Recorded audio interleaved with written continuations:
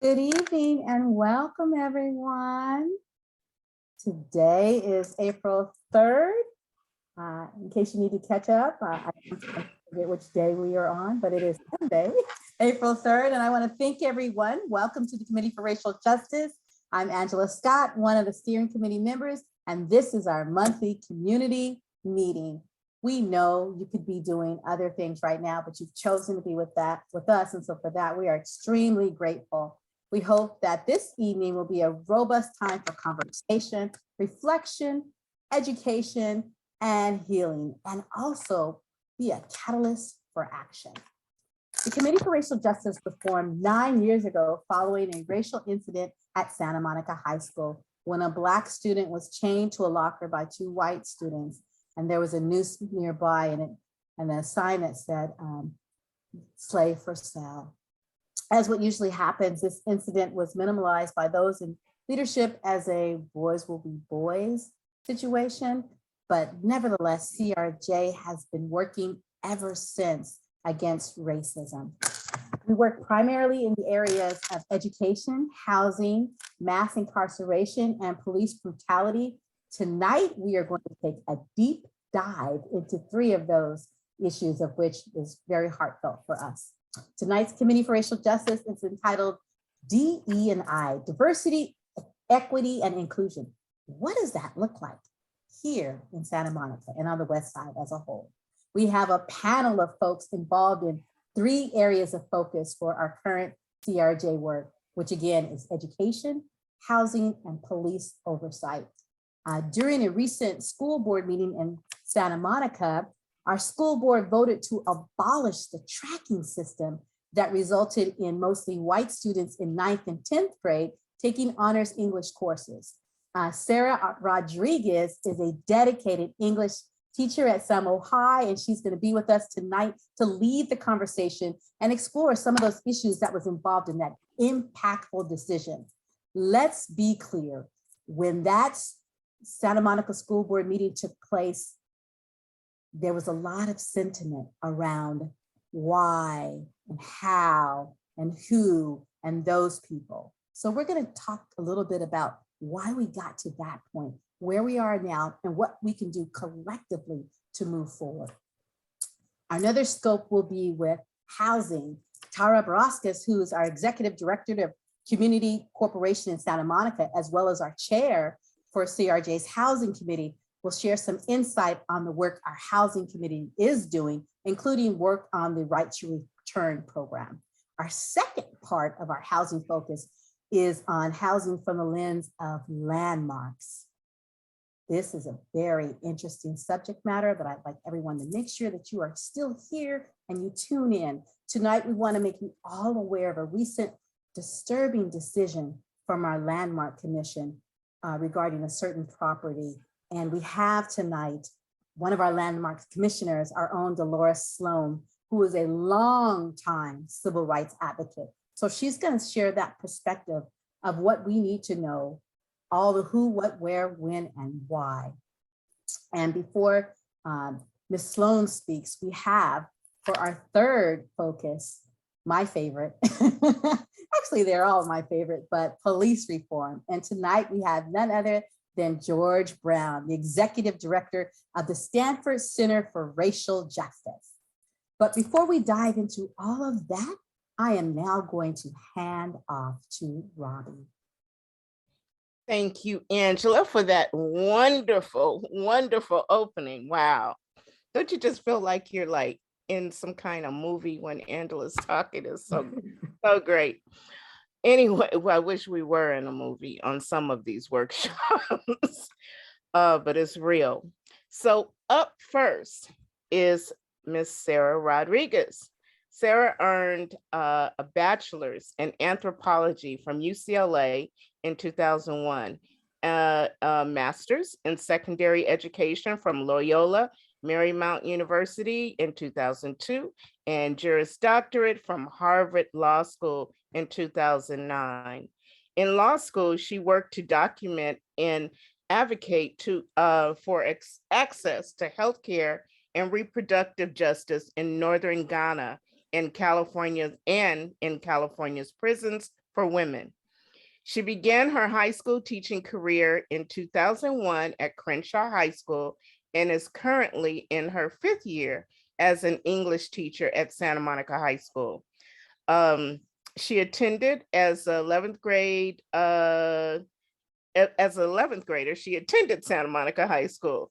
One focus of her work in the classroom is to help facilitate students' interest in engagement and critical issues of human rights and social justice. Yay, Sarah.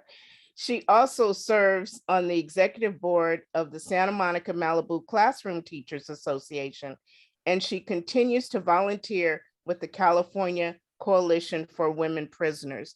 We are so happy to have her, and I can't say enough about this young woman. She's amazing. So Sarah, take it away.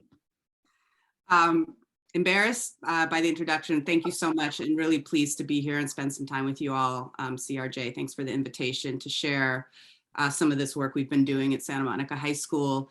I'm really blessed and lucky to get to work with some incredible students.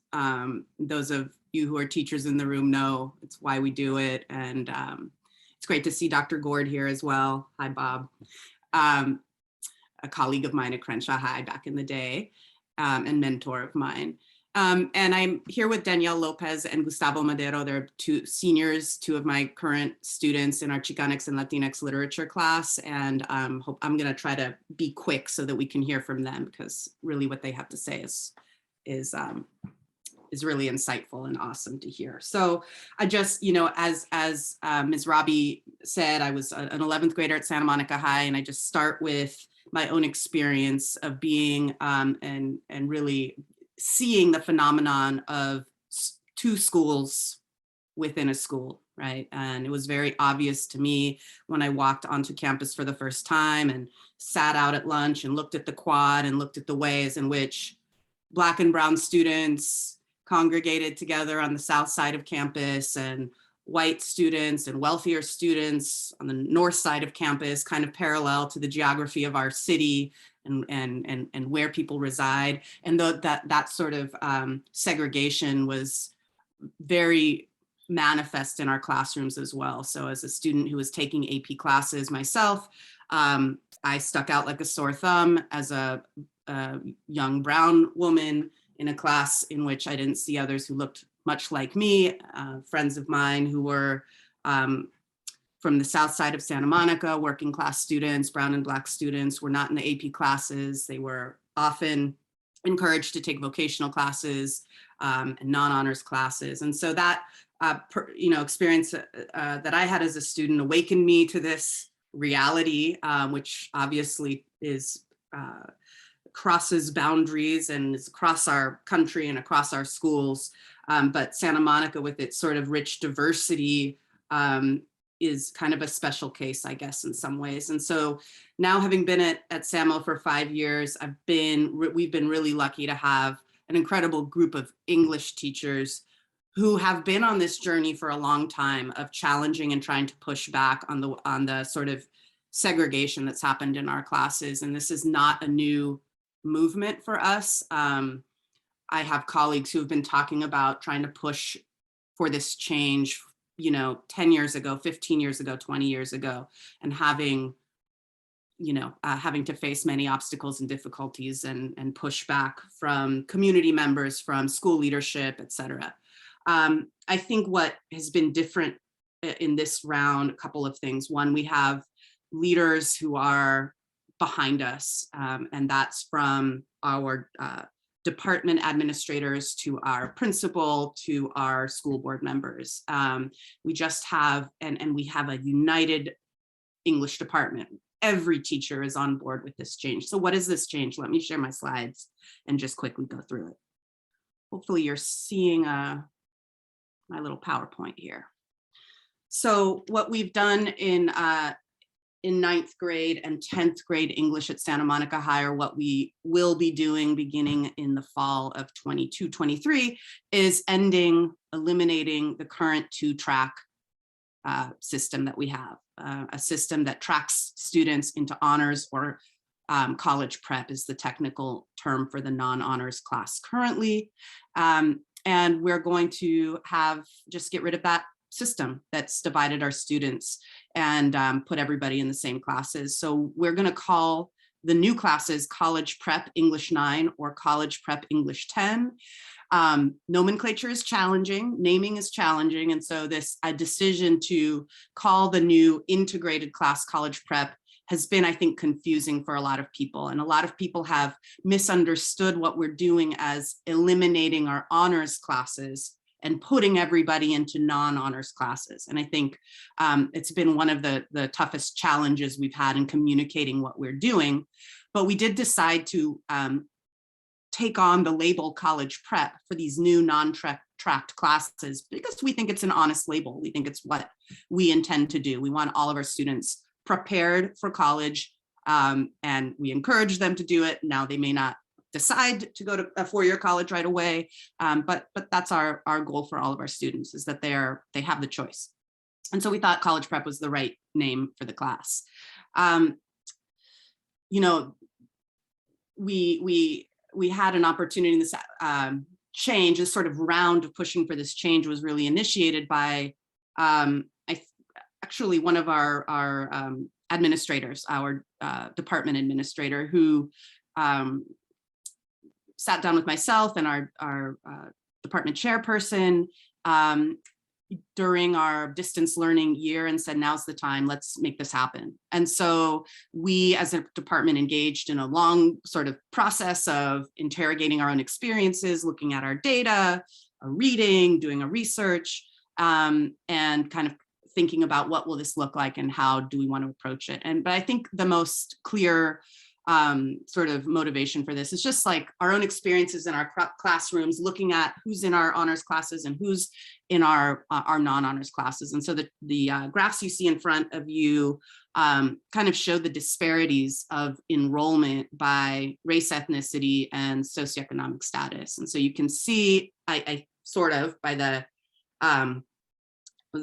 sort of proportion of orange and blue bars that our honors classes, and those you can see are in orange, the enrollment in those classes is white and Asian students and non-socioeconomically disadvantaged students are disproportionately enrolled in the honors classes. Black, Latino, socioeconomically disadvantaged, and English learners disproportionately enrolled in the non-honors classes.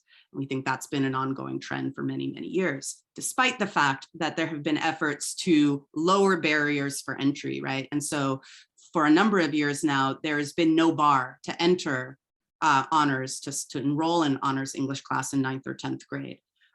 So any student can sign up for it, but still we see this disparities. And so bringing an equity lens to this requires us, as I'm kind of reading from the slide on the top, requires us to examine the ways our current systems are both reflective of and contributing to practices that are rooted in histories of racism, discrimination, and exclusion.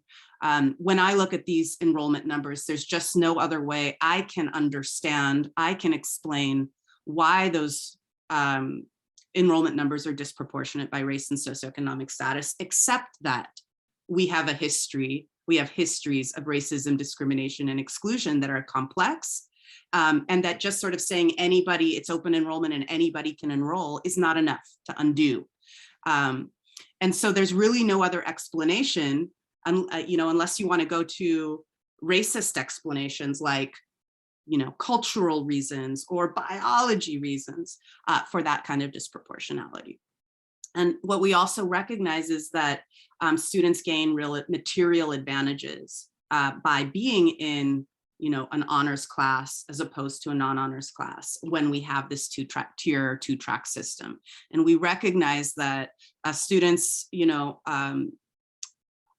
the inequity in enrollment results in also inequity in academic identity and self-confidence. So students who are not enrolled in honors classes in 9th and 10th grade have a tendency to feel like they're not good at English, and maybe they're not good students, right? And so being in the low track reinforces that problematic sort of self-assessment. And of course, being in an honors or being in a non-honors class has implications for whether a student is going to choose to take an advanced placement course in 11th grade when those classes become available. And being in an AP class has material benefits and consequences for college competitiveness and college preparation. And of course, college competitiveness and college prep and where you go to college, and if you go to college, then has its own consequences for professional opportunities, status, and income and wealth. So we really had to think through the implications of the system that we've had and why it's, it's inequitable. And beyond that, we also are thinking about how do students learn, and what does it even mean to label students as honor students or non-honor students? Growth mindsets is a big sort of concept that educators like to spend a lot of time talking about, and we talk about a lot in our district. But what does a growth mindset mean? It means that students aren't necessarily naturally more able or less able, but that their ability, their motivation, their achievement, whether they are advanced or not advanced, or smart or considered smart or hardworking, are really things that are about practice, effort, and they're not fixed or natural, they're malleable. And so we think putting all students together in the same classes allows all students to have the opportunities to grow and be motivated and be high achieving, advanced, smart, etc. And we think our current system, track system, sends the opposite message, sends the message that some students are more gifted than others, and those who are not gifted, too bad, so sad. We also think, that there are benefits for all the students who are learning together in the same classroom. Benefits like unlearning harmful stereotypes, leadership and communication skills that we need once we get out of school, expanding empathy and perspectives and worldviews. And I just want to tell one brief anecdote about this one, which is that, when this got out, when word got out, I had a number of students. I teach 9th grade honors currently, as well as the Chicanx Latinx Lit class. And I had a number of students in my 9th grade honors class who were very upset about this change and felt as though, they were going to be losing something going into 10th grade because they wouldn't have the opportunity to be in honors again in 10th grade. And just to speak to this harmful stereotypes issue, when I kind of having a conversation with a couple of these students, and as we were sort of mining what was going on with them and why they felt they were losing something and why they felt it would be harmful to their educational experience to be in a class with students who hadn't traditionally been in honors classes. And they really did start to talk about these ideas that, they, as these students happen to be Asian and white, and that they as Asian students were, culturally more dedicated and took their education more seriously, and that their families valued education in ways that those, quote, other students didn't, right? And who are those other students, right? When we start to push on that, we start to see that, like, really there's some kind of racism and stereotyping that's happening for these students. And I think this comes from the system that we've created, right? So I want to share that, and let me just quickly share one more slide about some questions that we've had, which are, will this hurt for college? It won't hurt for college. 9th and 10th grade honors doesn't get any kind of GPA, but these are some of the things we had to explain to folks who've been concerned. There's no implication in terms of GPA. As I said, yes, students have an equal choice or chance, I guess, to be in honors, but it's not equitable, right? Just because they have the option, clearly our system isn't compensating for the complex factors that lead to these disparities. We've had a lot of questions about, is this class going to be a dumbed down version of honors classes, right? And that really speaks to, I think, some of those mindsets that folks have about who those other students are. And how will classes be different? And I think our key and our what we're already doing as English teachers is differentiating our teaching, right? Because in our quote unquote honors classes, we have a wide spectrum of students with all levels of readiness and eagerness to be doing challenging coursework. We're already having to do a lot of differentiation, meaning teaching to different students' readiness levels. as it is. So we're going to continue to do that and hope that our district will provide us with even more resources to do an even better job with that. I've been talking for a long time. I want to say that, I think we're in a good place with this change. We've had, as I've mentioned, we've had our board support. Dr. Dradi and our administration has been unwavering in their support of this change. And so we're really, really happy about that. But we're definitely hearing nervousness from our school board and concern with the upcoming school board elections that this change is going to be used as a hammer to hit the incumbents with, because it's being framed and talked about as a taking away of something from our students, a taking away of the honors courses from our students. And the kind of some of the feedback that we've gotten has sounded a lot like, kind of educational version of white flight.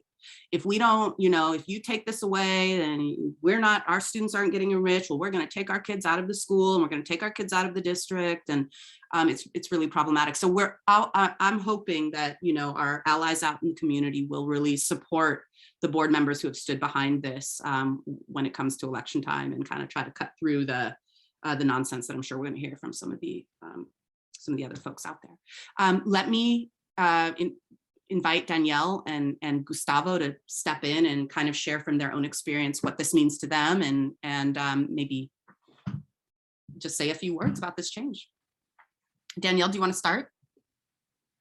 Yeah, I can start. Hi, my name is Danielle Lopez. I'm a senior at Santa Monica High School, and I'm lucky enough to be taught by Ms. Rodriguez in Chicanx Lit.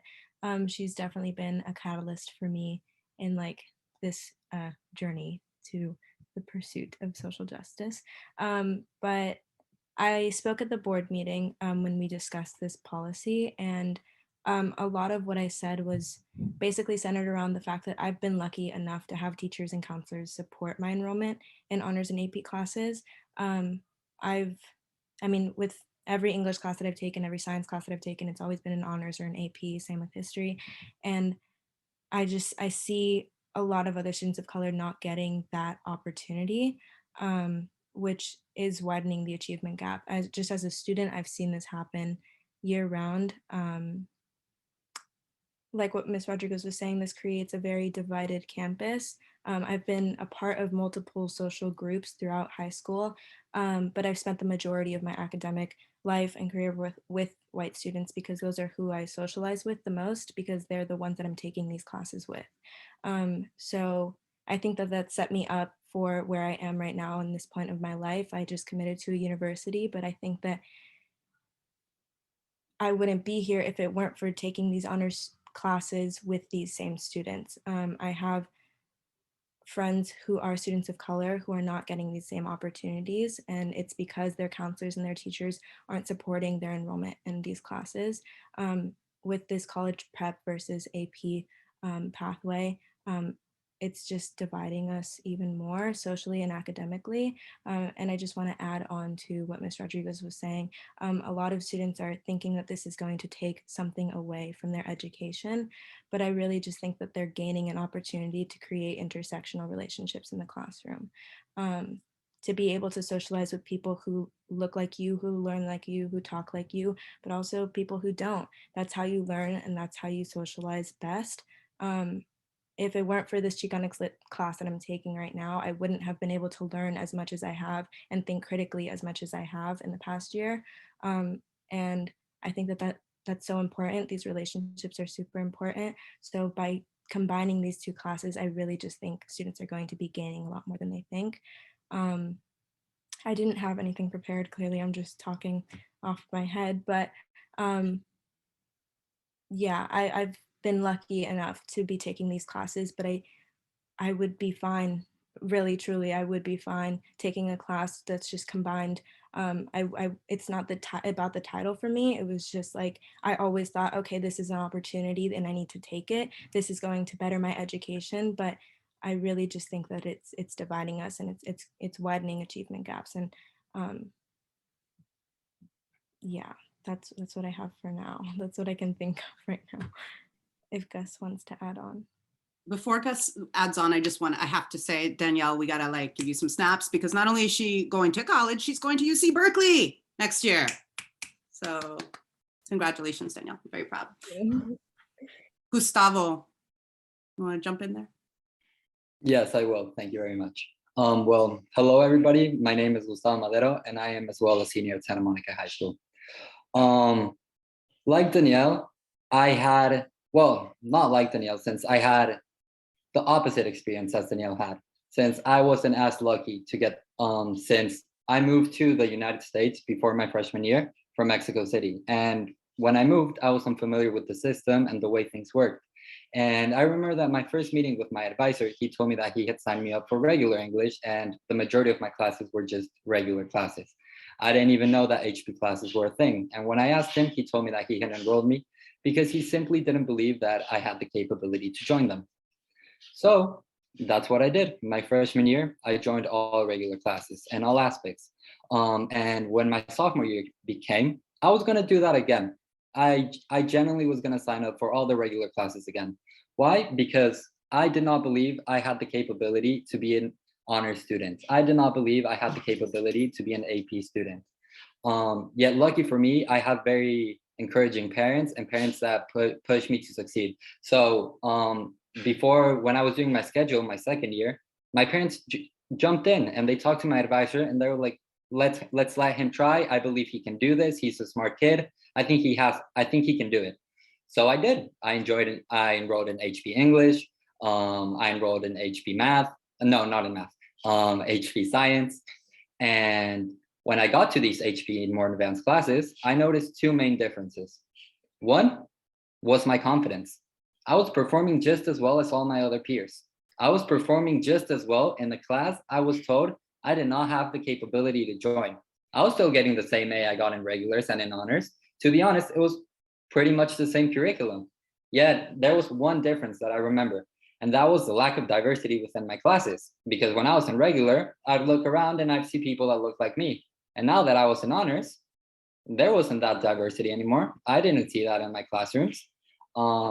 And funny enough, people might even say that these were more demanding classes, yet the most enriching conversations that I've had in my high school experience have been in my most mixed classes. That being said, my Chicano class that I have with Ms. Rodriguez has truly been a class where I get to think critically, where I get to really say, why is this happening? Why are we doing stuff the way that we are doing them? And I think that is the type of growth that you can't even put in a curriculum, because that is the growth that you share with people that come from different paths in lives, different ethnicities, different backgrounds. And that has been, for me, my most enriching class. With that being said, I started my high school experience getting told you don't have the capability to join these classes. That being said, I've spent my entire high school experience proving that stereotype that I still carry in the back of my head wrong. Yes, I can. And yes, I can do it. And yes, I can perform in the highest level English. Yes, I can perform in the highest level science. A disadvantage was that I also got tracked for math. And I already took advanced math in Mexico, but since I moved here, they told me that I shouldn't take advanced math. And that has been one thing that has really hurt my college progress. Why? Because many schools were like, why didn't you take the most demanding math offered? So that for me has actually impacted my college plans. When I can tell you, I've worked really hard throughout high school, and I've worked really hard to prove to myself, to prove to my peers, to prove to everyone that I have what it takes. Lucky enough, I can tell you, I'm also committed to college. I'm committed to college in New York, where it's been my dream. But it's taken me an extra step to get there. And that's what I think it's important to understand. It's taken me an extra step to get there. A step that I generally don't, and a step that I would have never gotten the opportunity to take if it wasn't for my parents who pushed me. And I know, and I consider myself privileged to have these parents that are gonna push me, but I know that not everyone has these parents. So that's why I believe that this change, the change that is happening in my English department right now, is Santa Monica High School telling all of their incoming students, no matter their race, no matter their gender, no matter their ethnic background, we believe in all of you, and you all have what it takes to succeed in high school, college, and beyond. And with that being said, as I prepare to leave Santa Monica High School, I am leaving my school proud. since I know that when the time comes for my siblings to become Vikings, they will be in a school with phenomenal teachers, such as Miss Rodriguez, who will since day one show them that they have everything they need to succeed. Thank you so much. Thank you, Gustavo. It was wonderful to hear from both of the students tonight. And I know that we want to give a chance at the moment for any questions for Danielle or Gustavo. They may not be able to stay with us through the whole workshop, and we are going to hold questions till the end for all of these different arenas, these 3 arenas we're trying to highlight tonight. We can't go into great depth in any one of the 3 tonight, but we do want to offer a chance for anybody right now to put a question in the chat for Danielle or Gustavo.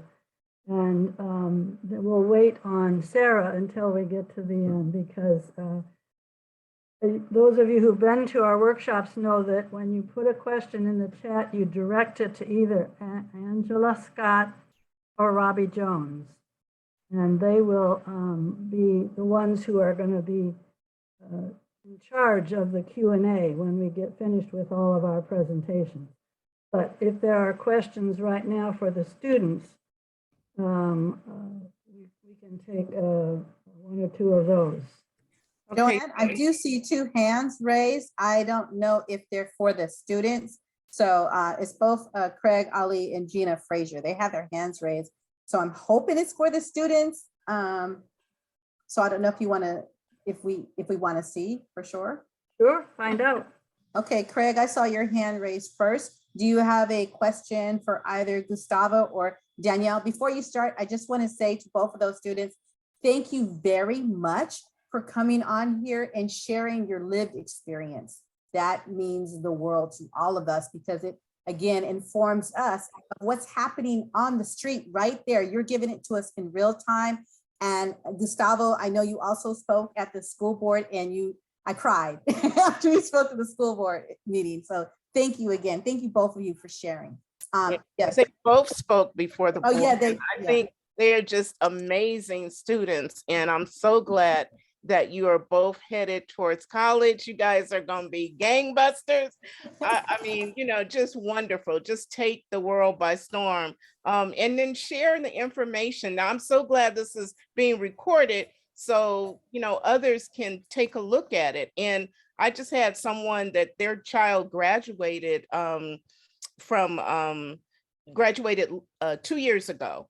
And so when I told them what was happening, they said, oh yeah, we already heard about that. And that's terrible. And this is a Black parent. I'm like, are you kidding me? And so I just text them and tell them they should be on this call so they could really, really hear from the student. I told them that in person, but I wish they could be on this call so they can really hear it, because, you know, our students are amazing. And thank you, Sarah, so much for the work that you're doing. Okay, Craig, Ali, you have your hand raised first. Yes, it's definitely for the 2, but it's also going to dovetail back to Sarah. And the question I have for the 2 students is, what would their willingness be to more or less share what their educational experiences were from, let's say, kindergarten through 5, and then from 6 to 9? So either Gustavo or Danielle, if you want to just briefly kind of share if you had similar experiences in elementary through middle school, as far as having these same type of issues when in class, I would say, even feeling like if they had any type of honors classes, or even just the treatment of how you had your academic experience. If you had anything you want to add to that. That's what Craig's question was, looking from kindergarten through middle school. Yes, I believe Danielle should take this question since, as I said, I moved here before freshman year, so I did not have the privilege to. If I may, that's relevant too, because it addresses how they treated you there as opposed to how we treat folks here. Yeah, Gus, if you want to add on after, I can start though. Yes, perfect. So yeah, I actually do have similar experiences starting from kindergarten. My parents enrolled me in Roosevelt Elementary School, so that's north of Montana, as a kindergartner. Same with my two older brothers, and they did that because that was always deemed as the quality education at the time. They didn't want to enroll me in McKinley because they knew that it was predominantly Hispanic and Black students that were there. I mean, that wasn't their fault. They were just thinking that was just deemed as the quality education. So when I started at Roosevelt, I noticed that I was one of the only Mexicans in my grade. And I can name the two other people that I know that were Mexican, and they're still my best friends today for that reason. We formed a relationship because they were the only people that I saw that looked like me. And it was really hard to only be able to relate to two students in my grade as a child, but that really did shape how I think today. Like I said earlier, the people that I've been surrounded with my entire life are white. The majority of the people that I spend my time with are white, and I think that that's definitely shaped my mode of thinking and just my academics in general. Seeing, my white friends enroll in AP and honors classes. That's why I took these classes. I don't think that if I were surrounded by a different group of people that I would be in this spot today. So yeah, I think that those experiences in elementary school definitely did set me up for where I am today. I see, my best friend who went to McKinley, she's in a very different spot as me. And so I think that it has a lot to do with where we start. My parents were just looking out for me and they thought that that's what was best for me. And honestly, I really do appreciate that. It just sucks that we have to think like that, and think, okay, I'm going to put my child here in this elementary school because that's just where the money goes. I was surrounded by so much wealth as a kid, so much wealth. All of my best friends had so much money, mansions on Montana with, nannies and babysitters that looked like me. And to see that as a child was really, really hard. Because I always thought that's where I'm going to end up. That's what I'm going to be when I'm older. I'm going to work for people that look like my friends. That was really hard. And so, yeah, that division is definitely still there in elementary schools. I can attest to that.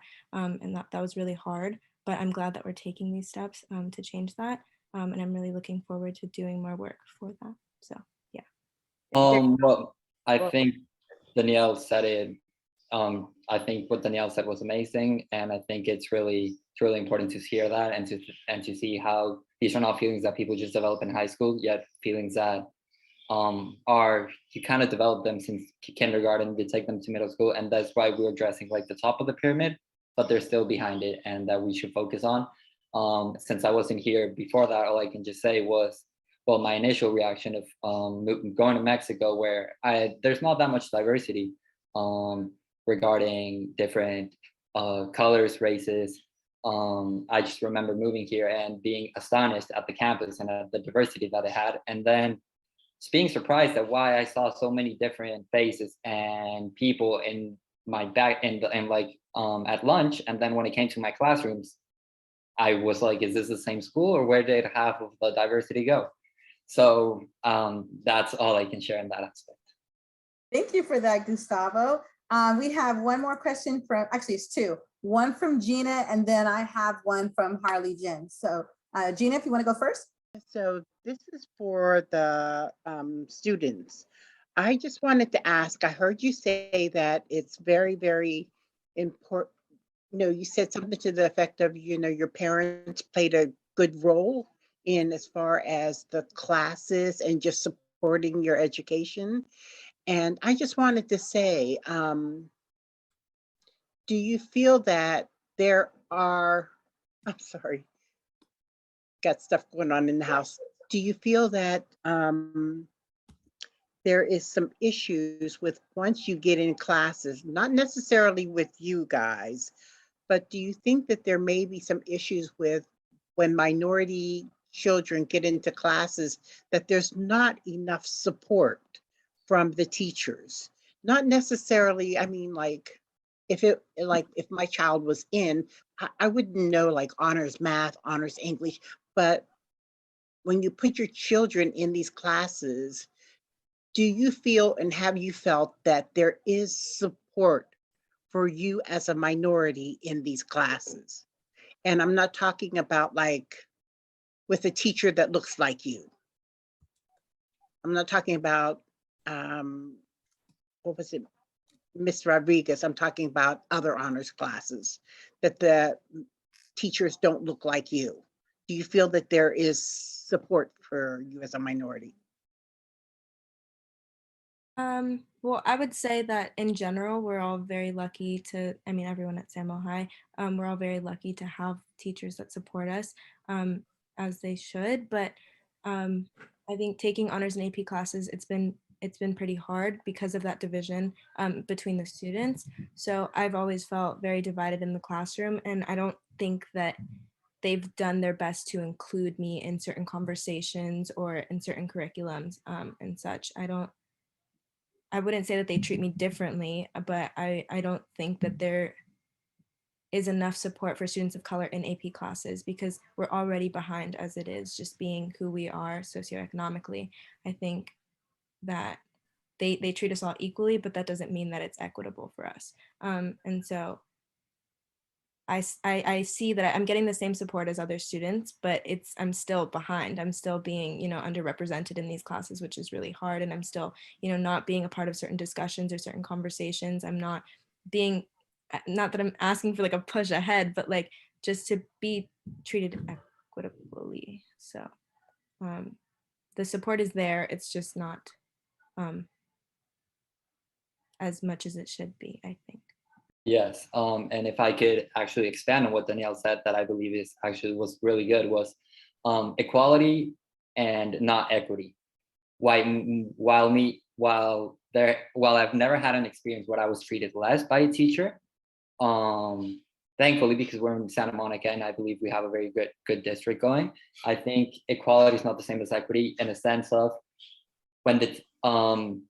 when you're in this class and you're one of the only minorities, you have to deal with the fact that you're just dealing with inside your head. You get inside your head of, oh, can I do this? Should I even be here? And then when you realize that a lot of your peers have even so much outside work, such as tutors, such as they have their own private tutor that they meet twice a week. They have their, I don't know, there's a million thousand resources that you feel like you don't have. So I believe that as Danielle said, equality does not necessarily mean equity because while in the classroom we might get the same attention, it's definitely obvious sometimes that I might get the same attention as my peer will go home and have a 3-hour meeting with a lady all afternoon to explain the concepts needed. Thank you. That's very, very helpful. If Hurley Jim, if you can be as brief as possible, or did he write it in the chat? Yeah, I wrote it. Yeah, he wrote it in the chat. Harley Jen just wants to circle back with both of them and says, thank you for your experiences. Thank you for sharing. Your experiences suggest this new system will be enriching because of the greater diversity of students in classes. The question is, are you having opportunities to share this information with parents who have doubts? So not just here, not just at the school board, but are you able to do any other type of engagement where y'all are sharing this information for the other students, the other family members, the other family communities that may still be like, oh, I'm not down with this. Are you guys able to go out and do that, or just even with your friends, right? Are you continuing this conversation? I've been able to talk a lot about it with my friends and their parents. I think that they're all very engaged in what's happening, but like I've said before, a lot of them are white, so they're still learning and they're trying to unlearn certain things. And so to be able to listen to my experiences is really helpful. And I really appreciate their support. But there aren't a lot of spaces, unfortunately, at Samo High where we can talk about these experiences and receive like an engaging response. I think the most that I've done is really just the board here and my friends and their parents. But I do really wish that like these discussions were opened up further, maybe like seminars or something on the new policy change to have these parents who have their doubts to answer questions. I would love to share my experiences. And I think that that's really important. So. Yes, I alongside Danielle have ever since I heard about this change, I've always told Ms. Rodriguez that I want to join everything possible so I can get a chance to talk about it. I spoke 2 weeks ago, and I'm here today. And something that I have been doing to get the word around is you start the uncomfortable talk. You start the uncomfortable talk with your friends at lunch when you're talking about the change and you're talking about it, and your friends that you've been friends with throughout the 4 years, and you're talking about the change, and I'm telling them about my experience that I talked to, and they turn and they go, oh yeah, about the dumbing down the English classes. And you address that, and you address that, and you turn to one of your best friends and you say, why? Why? And you educate, because because it's something that I have realized is that what they are saying is strictly it's what they hear in their kitchen talk. So I think that the best word to get around is to address that uncomfortable topic. And I'm sure that no one at 10:30 wants to get in like have an elevated discussion with their friends, but I believe it's important. I believe that if you hear that right now, and me joining all of these webinars and me being able to speak to you guys here, if I don't address that talk wherever I hear it, then what am I really doing? So that's what recently I have been addressing that uncomfortable question of, why do you think that? Or that's so, or what you are saying right now sounds very privileged, because if you don't even know what it's about, of course you don't even know what it's about, because it didn't impact you. Yeah, you're my best friend, and you've heard how much of a hard time I've had with all these college decisions applications. Why do you think it is? Let's address the uncomfortable conversation. So that's been, at least for me over the past weeks, the way that I have been getting it. And it's just one conversation at a time, because if you would see the impact that it truly makes, and it's obviously you don't turn to your friend and you start scolding him, or you start telling him like, that's not fair. No, you simply address it as a regular talk. Why do you think that? Well, actually, no. And you connect it, and I'm their friend. And I think it's easier for them to understand if I connect it to myself, if I tell them how I went with it, and how I want my siblings that they know, my siblings that they've watched grow. And I think that by addressing that uncomfortable conversation, I'm sure they'll go home, and when they hear their parents say the same thing of the dumbing down the English class, I'm sure they will sit down and be like, why do you think that, mom? Why do you think that, dad? And I think that it's a small steps that you take, and that's how I believe I've been doing it, and I believe we should all be doing it. Just addressing that uncomfortable talk. Thank you. That's wonderful. I think this is so rich to hear from you all. I wish we could do this all night, but unfortunately we have other people waiting to be speaking on their issues. I do thank you so much, Danielle and Gustavo. You're certainly welcome to stay and hear about the other arenas in which CRJ is working, and I hope you do if you can. John, actually, there was really one more question that got sidestepped. It was from a teacher. She wanted to know from the students, not necessarily from Sarah, but from the students, do they get to choose their own reading list? I don't see any reading lists offered to me. I just read based on recommendations at school. And we have obviously our class books, but yeah, I don't really see any reading lists. Yeah, I agree. Well, thank you so much. And we're going to move on now to our second arena, which is the housing arena. We're going to hear now from Tara Barauskas, who, as you've already heard, is the executive director of the Community Corp in Santa Monica, which supplies housing for low-income folks. And she has been working since 1999 to develop affordable housing. This has become her passion. And in CRJ, we are really so fortunate to have her as our housing subcommittee chair. Her experience, her commitment, her energy have been a great gift to us. And we just welcome her now to talk about the right to return. Thank you, Joanne. And yeah, it's hard to follow such an amazing first part of this conversation. I want to thank Danielle and Gustavo for sharing their perspectives, because it really is so valuable. So thank you all. I'm here to talk about something completely different. So we're just, heading in a different direction here, but in another area that is very important to the CRJ, which is housing justice. And I want to talk specifically about two things this evening. First, I'm going to talk a little bit about the right to return policy, and then we're going to have a bigger picture conversation about landmarking and preservation. So to start off, I'm going to just show you a couple quick slides here about why the right to return policy is so important. And I will just talk a little bit about some of the things that have gone on in the past here in Santa Monica. Many of you probably already know this, so I'll be really brief. But, you know, as many of you know, that it started around the 1920s that Santa Monica's atmosphere changed with regard to how Black people in particular were accepted in the city, both in terms of businesses and just on a personal level. And that really was because the KKK came here and began to wield their negative forces here in Santa Monica, and basically made it really uncomfortable for businesses to operate. In many cases, businesses had to leave. There was this policy called the Caucasian Clause that really actively prevented businesses, especially owned by people of color, Black people in particular, or owning homes. There were also parts of the beach that were not even allowed to be visited by Black people in particular. There was one called the Inkwell, which many of you have heard of, which is the top right photo, where Black people could go.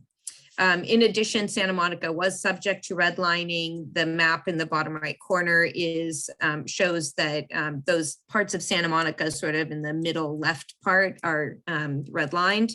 And obviously those effects have been long-term. So things obviously were happening during a specific time period, but those created generational inequities that we are still dealing with today. In addition, the one lesser known thing that many people don't know is that many properties in Santa Monica were covered by restrictive covenants, and those basically restricted people of color, Black people, but as well as other nationalities from owning or residing on properties in Santa Monica. And they're not public records, so it's really hard to determine how many there were, but we believe there were a lot of them. So the other thing that happened is that there were two large events that caused significant displacement in the 1950s and 60s. One was the construction of the 10 freeway, and the other one was what was considered an urban renewal project in the Belmar Civic Center area. And it displaced thousands of Black and brown families from these areas. And of course, you know, many of them were not able to return because Santa Monica started to gentrify. So as a result of that, in recent years, there have been conversations, and the CRJ Housing Committee is very actively interested in this. The city created this policy called Right to Return, where basically people who were displaced by those two large displacement time periods are able to apply to get affordable housing here in Santa Monica, and they would essentially jump the list, which is a big deal because the list is thousands of people long. So the ability to get back onto the affordable housing list and get housed rather quickly in affordable housing is definitely an advantage. The CRJ Housing Committee was strongly advocating for other things in addition to this, but hopefully that is something that will happen at a later point. But in terms of the updates on the right to return policy, it was basically, it's a pilot program. It's limited to 100 people. The application period opened and closed. So now the city is vetting the applications, and I'm sure there are some metrics for determining evidence of, you know, how people were displaced. And this goes down the line to grandchildren and other descendants because, you know, this happened a little while ago, right? So it may not be the people that were directly displaced from their homes.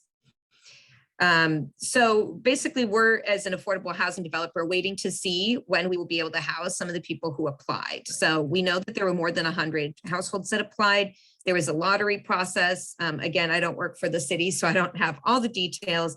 But from what I understand now, we are waiting to receive some of those applications. So, you know, there are pros and cons of the right to return policy that I would say from my perspective. Obviously, a big pro is that if being able to get to the top of the list is a really big deal. like I said, the list is very long, and for many people who had to leave, they were not able to return because they couldn't afford housing here in Santa Monica. So it does have the possibility and potential to help descendants move back into Santa Monica, which I think is a wonderful thing. The cons of the policy, which is why the CRJ Housing Committee was advocating for something more, is the first one, which I actually heard someone directly speak about, and this was somebody whose family had been directly displaced. They owned property in Santa Monica. It was taken from them, and this person spoke about it and basically said, you know, this policy assumed this is what people want, that you're giving this one option for recompense, which is affordable housing, but many of these people were actually homeowners and property owners. So it feels like an affront to some people. And I think that this could be a very rich, deep conversation just about that in particular. But certainly what we are advocating for is a more robust policy that goes beyond just affordable housing. It is also limited. It's only limited to 100 people, and we know that there were more people that were affected. It also does not apply to caregivers and aunts and uncles. And we understand that many people in the Black community, you know, aunts and uncles may have been primary caregivers, right? So they should also be able to take advantage of the policy. But the biggest one, and this is what the CRJ Housing Committee was advocating for, is that it began, that this would have begun in a different way, that it would have begun with a formal policy and apology and acknowledgement of what had happened in the past, and then creating sort of a step-by-step series of ways to provide some kind of equitable recompense. So again, I do think it is a good beginning. I think there's a lot more that needs to happen, and we look forward to trying to help advocate for that. I will say that the CRJ Housing Committee has created a survey, and we've been trying to get information from people in terms of what they feel appropriate recompense would be for some of these historical things that have happened. And I wanted to read you a couple of responses because I think it'll hopefully encourage more of you to respond. Right now, we've only gotten about 27 responses. So we could really use your help in getting this survey out to people and getting some more responses and ideas. So in the survey, we asked certain questions. One of them was, how would the right to return policy impact you and your family? So one person said, what happened made us a less diverse city, and it leaves harm and repair that needs to happen with the Black community. Somebody else said that it would not directly impact me, and this is about the policy, but it would benefit our community as a beginning of righting past wrongs, which would make our city a better place. Somebody else said that this should be, there should be acknowledgement first. There should be an effort to inform, educate, and financially compensate families whose homes were removed for the betterment of business and government.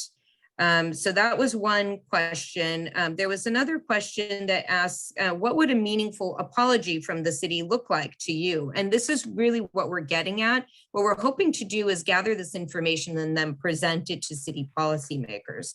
So this is where we need all your help. So for example, somebody did write, the city will always displace people of color without any remorse. It would be a good gesture, but it would not be meaningful unless it's coupled with real plans to make reparations for historical wrongs. Not just words, but money or benefits directly to impacted people. So, you know, those are some of the responses we've gotten so far. This is really important to us that we hear more from you. If you can help us by circulating this survey to other people and really encouraging people to respond as honestly as they can, it'll help us provide this information to policymakers. So that's what's happening on the right to return policy. More to come, I think. But the other thing we want to talk about tonight, I'm going to segue into something else that's going to be discussed by some other colleagues here at the CRJ, which is landmarking and preservation. And this is an area that the Housing Committee is just starting to learn about. We still have a lot to learn, but we were recently made aware of one decision in particular to landmark a building which was the resident of a person who committed a lot of harm to the Black community. And I'm going to let Angela read a letter about it. And I just want to say that we're at the beginning. This is going to be a bigger conversation that we'd like to have with policymakers in terms of what should or should not be preserved and why, and what kind of harm has been done and how could it be repaired. So with that, I'd like to ask Angela to go ahead and read the letter. Thank you, Tara, for that update. And yes, as Tara mentioned, I will be reading a letter that was submitted on February 25th of this year, just a couple of months ago, to the Landmarks Commission. And after I read the letter, I'm going to read the bio for Ms. Dolores Sloan, who is one of the Landmarks Commissioner, and she will be presenting following the reading of the letter. The letter is stated, request to agendize and reconsider 1665 Appian Way designation. And the letter goes like this: Dear Chair Ginser and members of the Landmark Commission. And Mr. Roger Ginser, just to give you a background, he is the chair. And so this letter is directed to both him and the members of the Landmarks Commission.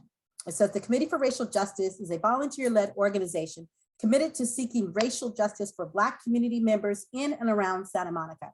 Our organization provides educational opportunities as well as advocacy efforts to help Santa Monica be a more racially just, equitable city. This letter is being submitted to you in the hopes that you will reconsider the designation of 1665 Appian Way as a historical landmark. Reconsider. I just want to emphasize that. We understand that a decision can be appealed or reconsidered if new information is presented. The following is the information that was not part of the initial conversation and we believe must be considered.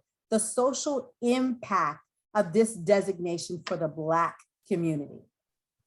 The structure of 1665 Appian Way was the domicile of John Stotler, a known leader of the Santa Monica Protective League and person actively discriminating against Black businesses and people in Santa Monica. Preservation of this structure, which has little architectural significance, is based on the fact that this person lived at the property, raises questions for us as Black community members and allies as to why this should be preserved.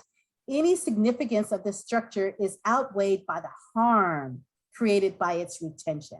The preservation of the structure as a historical landmark is hurtful to the Black community and sends a signal that this history is somehow important, creating long-term painful memories instead of opportunities to heal. No community outreach was made to the Black community members regarding this designation, which would have informed this discussion.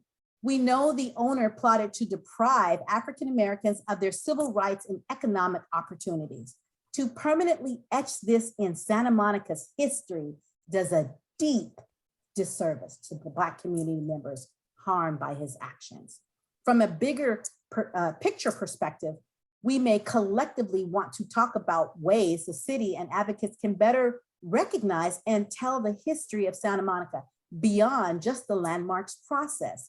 It is important that these stories get out so that present and future community members understand what has happened and how to provide restoration for those impacted.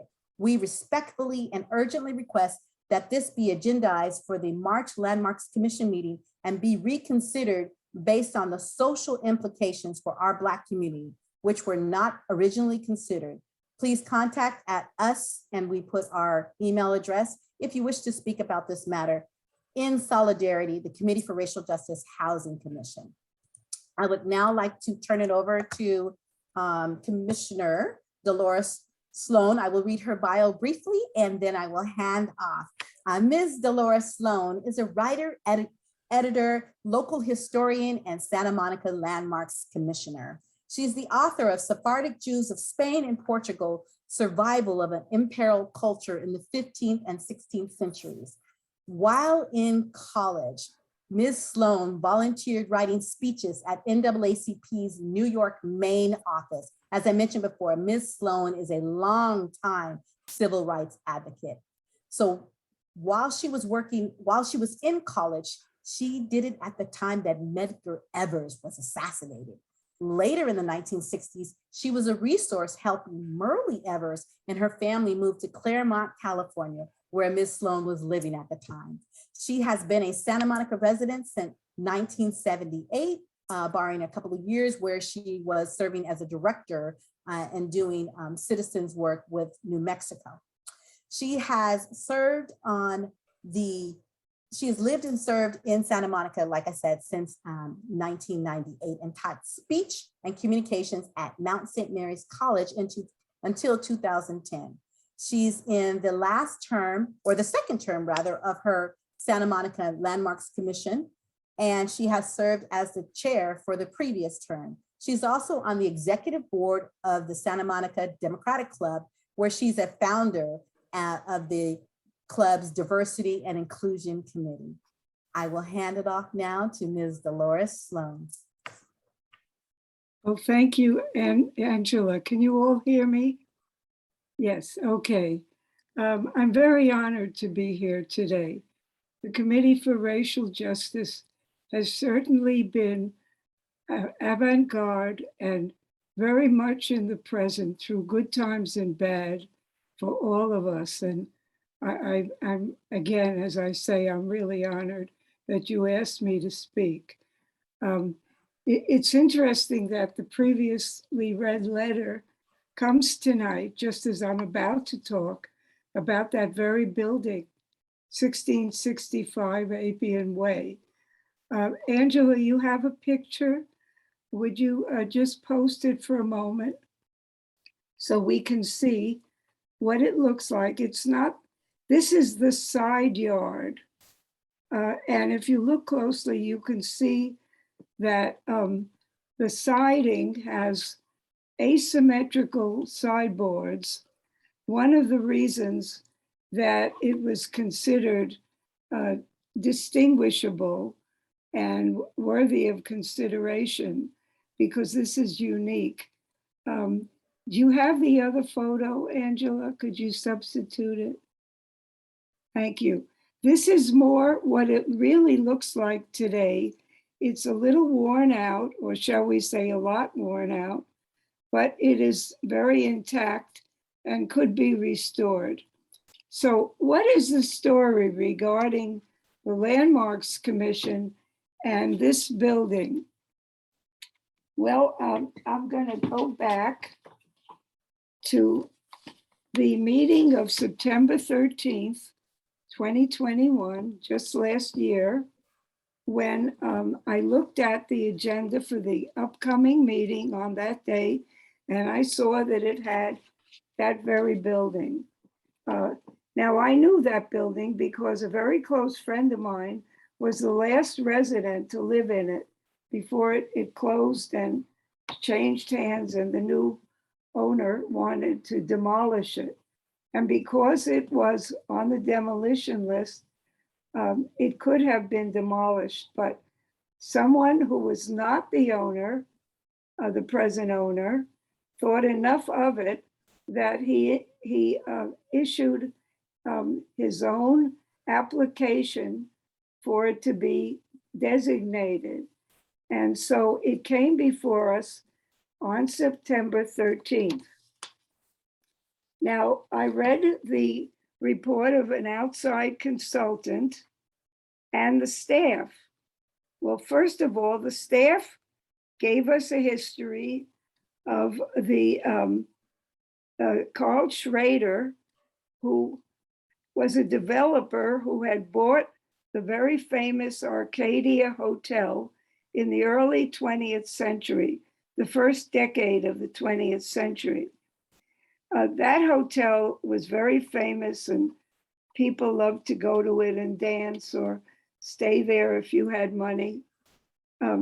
However, it did have serious problems and came up for sale, and Carl Schrader bought it and he demolished it. And then he sold lots from that big area to people who wanted to build residential or beach housing. One of the lots was sold to someone named John S. Stotler. And he built a double bungalow property, the one that you saw before, in 2014. And he lived in it until his death in 1930. On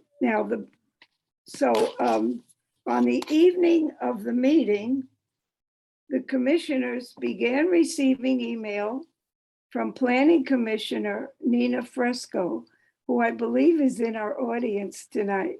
And I'm very glad that she's here, because none of the story that I'm about to unfold would have happened if it were not for her vigilance and research. Well, it turned out that Mr. Stotler was not just a very mild developer who built a house and lived in it. It turned out that he and Carl Schrader, who I mentioned earlier, had been among the most influential advocates in getting racial and religious redlining into the zoning provisions of our city at that time. And that's serious. I mean, we have a zoning ordinances, and in those ordinances were written restrictions that were just very well described by the previous speaker. Well, let's see, I'm trying to make this as quick as I can so we can have questions and discussion. So let me see. Okay, well, the staff recommended against it. And they recommended, and by the way, neither the staff nor an outside consultant hired by the city ever mentioned Mr. Stotler's background as an advocate and an influencer in redlining. But the staff recommended that the property not be designated. The outside consultant, on the other hand, did. By the way, the staff's argument was because they didn't think it was architecturally worthy, and it didn't meet any of the priorities, criteria that at least one of them must be satisfied for a building to be landmarked.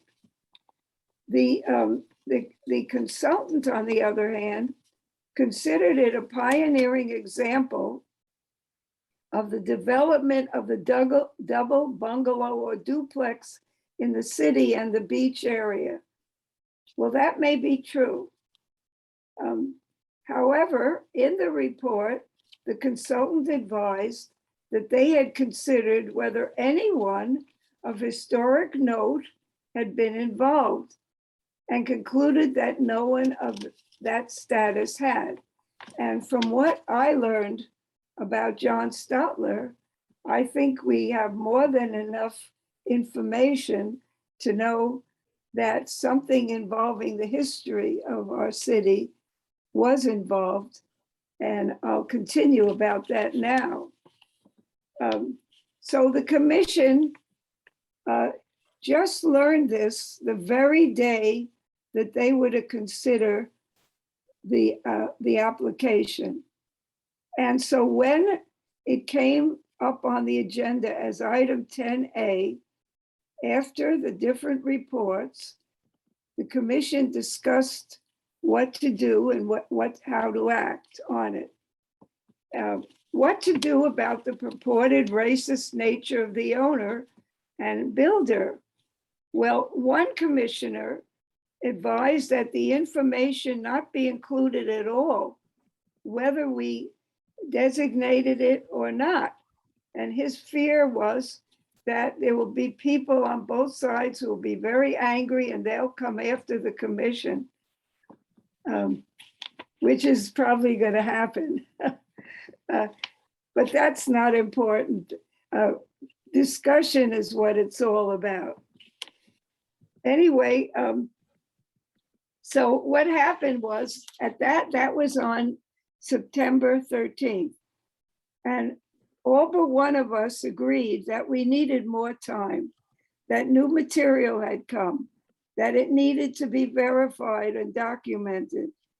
And so we asked that it be continued.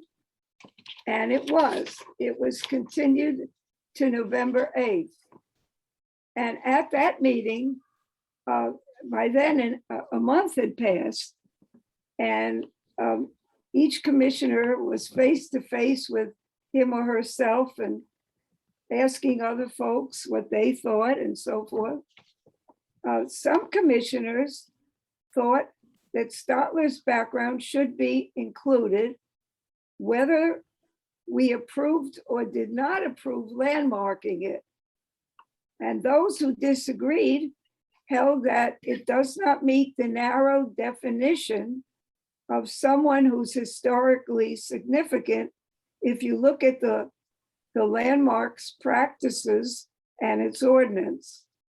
And then others argued that given the time we're living in, which we had just gone through the summer of George Floyd's murder, and many of us had begun to look at ourselves, despite our history of opposing racism, that we all had something to learn, and that we needed definitely to look at our history afresh, because all these folks had been left out of history, and that this was something vital to the history of Santa Monica. As the previous speaker pointed out so well, we have whole districts, the downtown, and everything that's probably Noma and Wilshire, Montana, Wilshire, everything there was redlined. And the only area where people of color could really live was the present Pico neighborhood. So that's definitely something that I felt, no matter whether we thought it was architecturally significant or not, it had to be mentioned. Then it was time for a motion, and someone moved that we designate the property based on its architectural history and what it shows us about the movement of how people lived in Santa Monica, the beach housing and information like that. And no one wanted the criteria that has to do with a historically significant event. Nobody, that was not in that motion. So I spoke and I said, you can't have this come out in this time and place unless you describe the background of the owner and his actions. Now, I want to tell you that this gentleman, and I use the word, he wasn't a gentleman. This person, we have actual newspaper stories from that period, and they are embarrassing to read, and they're upsetting to read because they're openly offensive. He was verbally openly offensive and published in newspapers saying things I wouldn't repeat. So we don't have a questionable case here. Now, what happened was that they did not accept what I said as a friendly amendment. The vote was called and it passed. It was approved. It was landmarked. I voted no, the chair voted no. I think there was, I know that there was one other, I know there were at least one other no. There had to be 4 no's and there weren't. So it got landmarked. So now we have an appeal. The owner, who is someone who wants to demolish it and build multiple housing on the site. It's not anyone connected with the past, but the owner is appealing it because they want to demolish it. I just want to say that the previous letter read is an example of the good that this has done, because it's opening the door to matters that are closed. If this had never come up, we never would have had all of the folks who are showing interest now and will look at their own privilege or back or whatever. So I'm going to Yes. close on that note. Thank you very much. I appreciate it, Dottie. And now Janet McKibben will introduce George Brown. Right, and so I'm just going to ask if you could please all hang on at least till 8:20 so that we could hear George Brown and then have some questions. 8:30 would even be better. But yeah, put your name in put your questions in the chat as we go along, because we do want to hear your questions. But this is a very important speaker to me and to the Committee for Racial Justice, because of George Brown is an attorney and an expert in security, class actions, and corporate governance. He has advocated for social justice throughout his career, including in focus areas of voting rights and civil rights. He was co-creator of New Era in Public Safety, a guide to fair, safe, and equitable community policing, which was published in 2019. He taught at UCLA and UC Berkeley Law Schools and is executive director of the Stanford Center of Racial Justice. He has served on several nonprofit boards serving youth and is currently on the board of Children's Hospital of Los Angeles.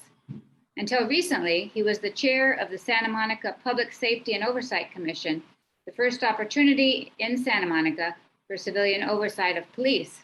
George Brown is one of the best people we could ever hope for to chair a Public Safety and Oversight Commission for our city. However, that commission has run into the systemic racism problems that keep real change from happening. The same kinds of roadblocks that keep real change from happening in many of these other manifestations of racism we talked about tonight. There are major roadblocks that work together to ensure that no real change actually happens. Roadblocks that are not always visible and often reframed to make it look like something's actually happening, or reframed to make it look like nothing needs to change, which is actually worse. I'm so glad that George is here because he can describe some of these roadblocks and how racist structures are kept in place, not in some other community, but in Santa Monica. As Sarah Rodriguez mentioned, the way things are framed is of utmost importance. We welcome George Brown. Thank you for that, Janet. That was very kind of you. And I'm really honored to be invited to speak tonight. I think this is such an important group, and this convening is amazing. To have these different topics addressed all at the same time helps all of us understand better what's going on.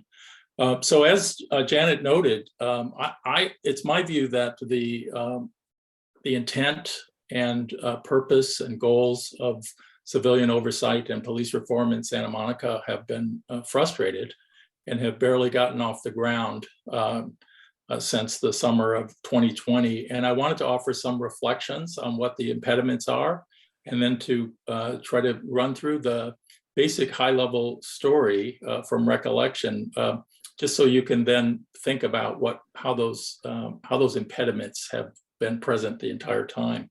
So I first start with sort of cultural impediments that are kind of reflective of this era we've been in, both the pandemic era and the political era. And I think we, and by we, I mean all of us in the community, sometimes have some of these characteristics. So it's not accusatory, but reflective. And that is we have a lack of empathy. We have a lot of fear. We have fear of change, fear of crime, fear of personal safety, fear of others. There's mistrust. We have mistrust of others' motives, mistrust of police leadership, and the police mistrust others as well. City officials mistrust the city residents. And we have inability to have dialogue across difference. We're unwilling to speak to others and unwilling to listen to others. We're unwilling or unable to empathize or understand others. Then on top of that, we've got the impediments that were already in place for police oversight in general. And they include the police unions. The unions are politically powerful, they're aggressive, they're well organized, and they coordinate both across the state and nationally. There's a lack of expertise of community activists and organizations. There are state law impediments, police officers' Bill of Rights, privacy laws that conceal information, weak standards in California law, including those passed in the last several years that are watered down by union lobbying. There's federal law, most notably Supreme Court doctrine, that makes it very, very difficult to hold officers accountable for abusive practices. And then there's the structure of local government. We've got a weak council structure that's influenced, and there's a lot of influence of powerful interests in the city. I've noted the union's political power, and you have unresponsive city officials. And this doesn't apply to everybody all of the time, but these are some characteristics. So with that as background, impediments that probably existed before we started, let me quickly try to kind of reprise the story.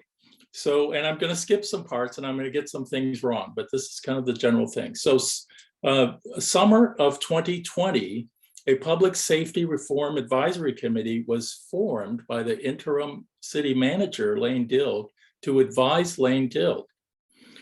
During that process, union representatives who were on the committee tried very vigorously to undermine our efforts in extraordinary ways. Nevertheless, we came up with some recommendations to the city manager and city council, which were rejected by the city manager. Some of you may not know that on September 1, 2020, or thereabouts, we gave our recommendations to the interim city manager, but she rejected them and proposed something very modest, more of a talking committee, I would say. So over the weekend, a lot of work was done and the city council adopted the committee's recommendation 7-0 over the staff's recommendation. It included things like recommendations for alternative responses, civilian oversight, the adoption of best practices for uses of force, community engagement and restorative justice dialogue, and some budget reallocations. And the city council adopted all of it, although they kind of kicked the can down the road on budget reallocation. After that council vote, there was no attempt by anybody in the city to engage with the committee members. And consequently, there was a lot of momentum lost. There was no community engagement either to implement the committee's advice. And a fundamental concept behind community-oriented policing, not to mention diversity, equity, inclusion, and belonging, is engagement with the people that presumably you're trying to serve. So fall of 2020, in addition to the lack of engagement, there was no draft ordinance to create the Oversight Commission. There was no movement to adopt best practices as instructed by the City Council, or to engage the community in dialogue on best practices for uses of force. In November 2020, 3 incumbents were replaced in the City Council elections. At some point, I drafted an ordinance to establish the commission and started circulating it around the city. In January, February of 2021, the city attorney does get an ordinance in front of the City Council. That ordinance included a concept recommended by the interim chief to have an inspector general that would assist the commission and provide it with expertise and guidance. City Council adopted the ordinance. And then I believe around February, the local union quietly sues to block the commission at the Public Employees Relations Board for failure to meet and confer. Meanwhile, the SMPD quietly adopts a 2-page memo to update its use of force standard. Around May to June of 2021, the council appoints the 11-member commission. Long-term council member Kevin McCown resigns. The OIR group report on the May 31 protests is released. And as of this point, no inspector general has been hired, and there's been no discussions with the commissioners or with the original committee about the inspector general or what the needs would be or what the status was. July and August of 2021, I was elected chair, good news, bad news. Greg Moreno resigned from the commission for a variety of personal reasons. Lana Negrete got appointed to be city council member, so she resigned from the commission. She replaced Kevin McCown's spot. And then with respect to the two replacement commissioners, our understanding and widely kept secret is that the union influenced who those next two appointments were. At our August meeting, despite many impediments, we had a report reflecting the commission's view of the events of May 31 and the OER group's report on that. And there were 4 votes against that report. There was no good faith alternative offered. There were 5 votes for the report, and our 2 youth commissioners were absent. And so because we didn't have the required 6 votes, which is a majority of the appointed body, the report failed to pass.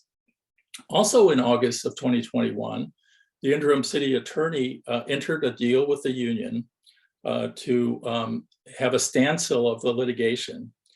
And that deal attempted to block the commission from engaging in any meaningful activity. Still at this point, there's no news about an inspector general, no explanation of the status, no questions about the requirements or needs of the new commission, the expected role of the inspector general, essentially nothing. November 2021, still no news on the inspector general. However, the commission now adopts its original report with no substantive changes. We added an executive summary. There was an attempt by the original 4 who voted against to undermine the vote, but that failed. The opposition then changed their votes and made the adoption of the final report unanimous. Since that time, no city staff brought the report to the attention of the city manager or the city council as far as the commission knew. And there's been no city response to that report to this day. Okay, 2022, I resigned at some point. Again, these are not in order. At some point in early 22, an inspector general appointment was announced, but that person did not meet the needs or expectations of the commission, in my view. In addition, the individual appeared arrogant and dismissive, and his answers to commissioners' questions weren't responsive and were inconsistent with the ordinance, in my view. I also came to believe that 5 of the commissioners, and we had a vacancy, 5 of the commissioners were not committed to the goals of the ordinance or civilian oversight, and rather seemed to be knee-jerk pro-police and anti-oversight. And I'm just summarizing because of the lack of time. I could go into more depth if I had time. In addition, I was disappointed in the response to our request for help from new leadership in the city. And I believe that city government was distracted and divided by numerous issues, many of which all of you are aware of. And so I thought, essentially we were swimming upstream. So that's my brief recap of the story and some reflections on what is needed. You've heard some of this from me before, but I think oversight and reform should be an election issue for the city council, not just in 2022, but it's going to have to be on the table in 2024 as well.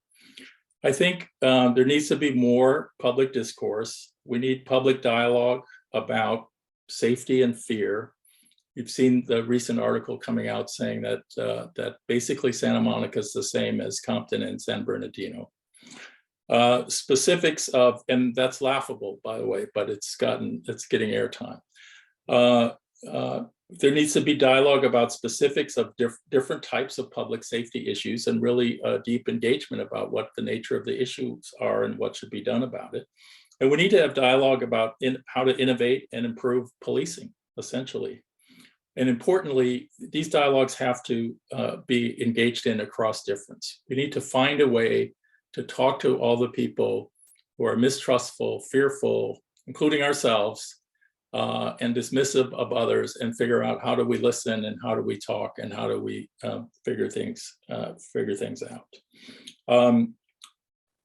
I think advocacy groups in Santa Monica need to continue to get organized and need to consider organizing and collaborating with other groups, not just within the city, but across Southern California at a minimum. There are other groups undoubtedly having the same experiences.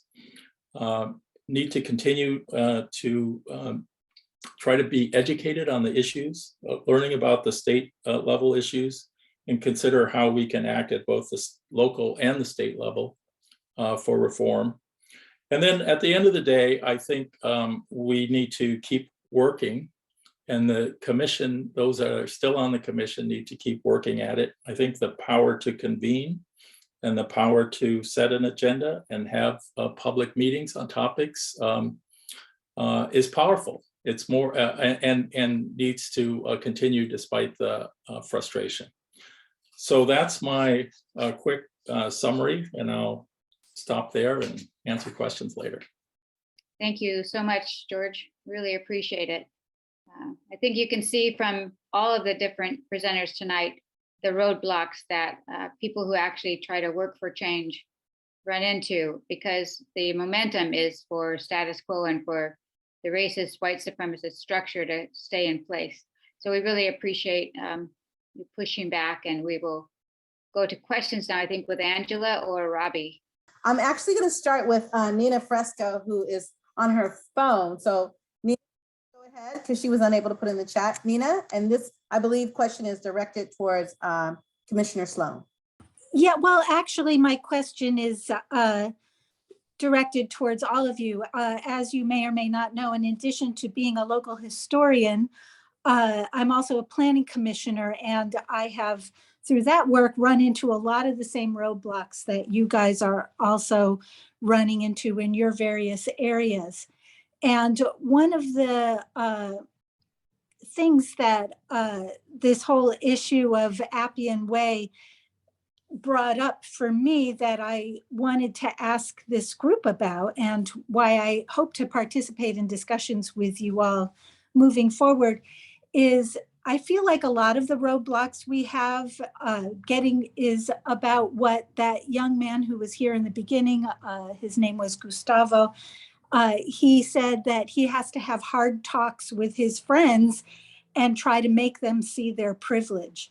And I think that is the biggest roadblock we have in the city to moving a lot of these things forward, is people think, well, I really want to not be racist and not have racist systems in my city, but I love my single family home and I have a right to my fence, and I have a right to put my kids in AP classes. And we need to educate and enlighten people to see how so many of the things that we take for granted and have been used to for generations are not helping a lot of people and are hurting all of us together as well. So my question is, how can we talk about that part of the process of getting people to see that, so that we can get better programs moving forward and get more support for this in a more general way, and not just from the most progressive and activist people in our community? No, thank you. Thank you for that question, Nina. Thank you so much for that question.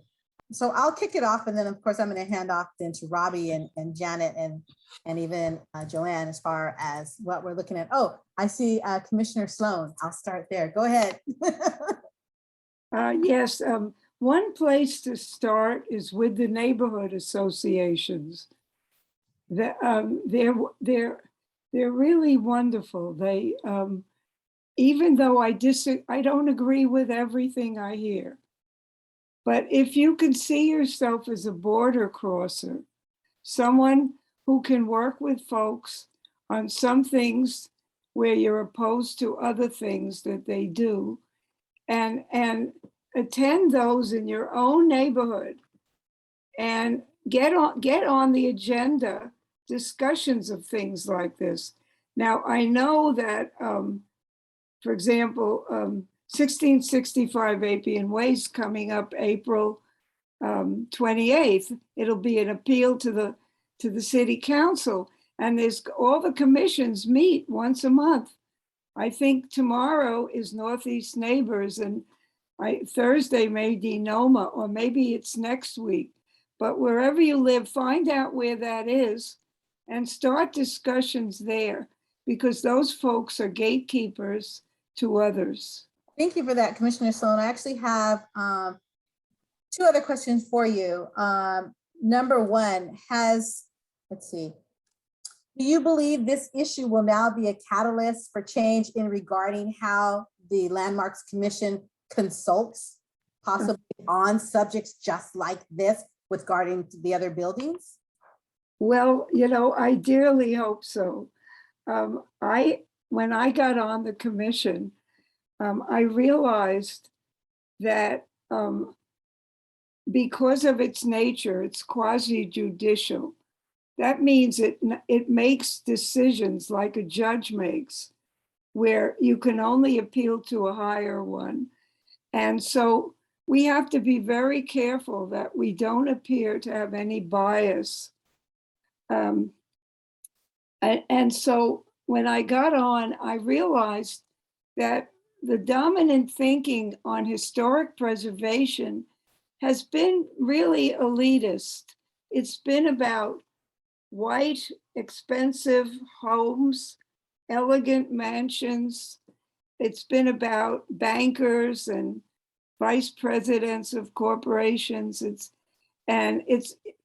only now, and it is really trying now to be about the rest of us. And I do see a movement that's changing, and in that regard. But, we need your help. Some of the things that Nina said about being on the Planning Commission, she runs into a lot of the same trouble that George Brown ran into, that the Landmarks Commission runs into, which is a staff that thinks that it is in our place. It's really there to serve us. And it's not there to make judgments. And so how do you change that is by finding one particular thing you want to be expert in. Like I know people who come to Landmarks meetings, they never say a word, but they're so well informed. And at the right time, they write letters and speak up. So, that's just, we really have to move city government. We have a new city manager, and we might try to see if we can get someone from Berkeley, like he is, and like he should be, to think a little bit more about the greater good for the greater number. So I'll just leave it at that. Thank you. I'm so sorry. Can I jump in real quick on the question that Ms. Fresco asked, and also apologize because I'm going to have to bow out in just a moment. Oh, I had a question for you, but go ahead. Okay. And just to say, I think one piece is definitely having the conversations and trying to help people see their privilege and see these systems and understand, right, racism and white supremacy. And there's a place for that. But I really, something that Mr. Brown said that's, I think, really important is it's a lot about power. And it's not just about changing folks' minds. It's about how do we build our power so that, the small group of currently empowered people aren't running the show all the time. And so I think there are a lot more of us, actually. We're just not organized enough to wield the power that we need to wield to make stuff happen.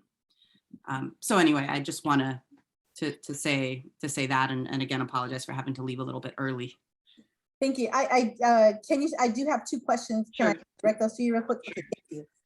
One question is, as far as you being involved with educators that look at education consistent with the sensitivity of Danielle's experiences, Danielle and Gustavo, are you also working with those educators, just getting everyone's buy-in? I know, like you said, there's been a lot of pushback, even when you look at it from like middle school going into high school? Like, is all the teachers kind of aligning now on where we are, you know, holistically looking forward? That's one question. I think within the sphere that I'm working in our English department, we do have consensus. We're together on this. I think we're in constant conversation, and continuing to do the work to help people develop their analysis. But I think it's an ongoing, right? That's part of the organizing work that we have to do within our own spheres. And so when we can find, you know, the time and the space that we can find, I think we're committed to continuing to do that work, because we know that over the long term, it's going to require not only buy-in, but again, power across grade levels, across institutions, across schools, et cetera, if we're going to keep this change in place. Right, and thank you for that, because that also goes back into this other question regarding the college counselors that are or are not on board with this type of change. And, you know, I think both Danielle and Gustavo alluded to having those counselors who kind of always try to shift people in another direction because they don't think that they fit, right? So how is that looking now? Well, I have to say this, my wife is a college counselor. And so I am defensive of our college counselors, because I know there are a lot of them that are doing amazing work and really understand, you know, that they play such a powerful and important role in ensuring equitable access to college opportunities. I think we have a fantastic group of college counselors at Samo High currently. So, but, you know, again, that it's bigger than the college counselors, right? And we're talking about criteria for admission, and we're talking about, you know, testing and grades and how colleges are looking at students and assessing students. And of course, four-year colleges, just as a resource, are it's a resource that's scarce. And it shouldn't be, right? In California, we should have more university spots for our students. So it's a bigger systemic and structural challenge that we have in front of us. But I've got to, you know, stand up for our Samo High counselors, who are amazing, and we need to continue to support them. And they've definitely supported us and been part of the conversation with folks who have misgivings and really trying to allay their concerns about the impact that this change will have or not have, right, on students' competitiveness. I'm happy to answer questions if folks have other questions for me. I will put my email address in the chat, and please, anybody can feel free to reach out. And I'd love to, if there's a future opportunity to come speak some more, I'd be happy to do that. Thank you so much, everybody. And that is what we usually ask, Sarah, that all of our speakers put their email in the chat, because there usually are a lot of other questions and we can't answer them for you. So that would be great. I don't know, but I have, a question for each panelist. You all were fantastic, amazing. And I'm just like, oh my God, maybe we should have had one workshop for each person, but I like the mixture. Sarah, I wanted to ask, Daniela said something in her talk that there was like really no outlet or no place to talk about what the challenges that they're going through. Do you think something like, I know we have regular counselors, and we have definitely our, you know, Rob Howard that does our mediation and different things. But could we, something like racial justice trauma counselors? It just seems like our kids, Black and brown, go through an awful lot. And I'm not saying there, I'm sure there are other kids as well, but those kids need someone that they can talk to on campus. Sometimes you can't wait till you get home. Sometimes maybe not even addressed it, you know, at home, or there's no one to talk to. So having someone there on campus to be able to get them maybe to the next class, to the next period, just seems like that would be beneficial. I kind of talked to Superintendent Andrade about that, because I know that I've been hearing, and I know what my kids went through. You know, when I went there to school, we had one guy, and poor guy, he lives in Hawaii now, but he was our counselor.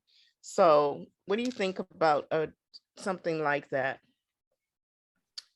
A racial justice trauma counselor? Absolutely. Yes, let's do it. I mean, we need to throw resources at our students. And yeah, I support it. And I'm sure that, you know, we do have a lot of wonderful adults on campus who try to do that work, but it's never enough. And I know they focus a lot on mental health, but I'm talking specifically racial problems. That's an issue, especially in well, all over the place, but in Santa Monica, we can handle that. We're small. Thank you so much for coming. I have my next question. I'm sorry, I'm just taking over. Dolly, maybe let me ask you this. Do you think the Landmarks Commission possibly is maybe not the proper place to landmark buildings that have such a significant history to them, or a sensitive history? When they come, I mean, I just really, me personally, I take offense to the fact that they chose to landmark a building, me being Black and having a Black husband, black son, you know, Black males in my family that you know, equate KKK to lynching and all sorts of atrocities. But you know, why did they choose to landmark, to make those decisions? It seemed like it would have been nice to say, you know what, now we got this history, this is like a sensitive nature. We need, you know, go to council and tell them you need another commission. Of course, I've always been saying we needed a racial justice commission, but nobody listens to me. So I'm just saying, I know, Angela, we'd be on that, right? But you know, do you think, Dolly, that maybe they should not have even made any decision on that building? You know, I so appreciate that question, because first I'm going to say that I really don't have an absolute answer for that yet.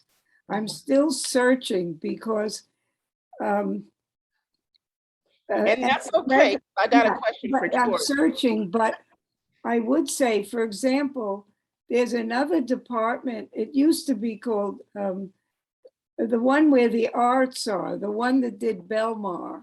Yes. They're more appropriate for Yes. something where we want to do some commemoration that, you know, for example, if you go in, I think it's Central Avenue in Little Tokyo, you'll see bronze plaques in the street.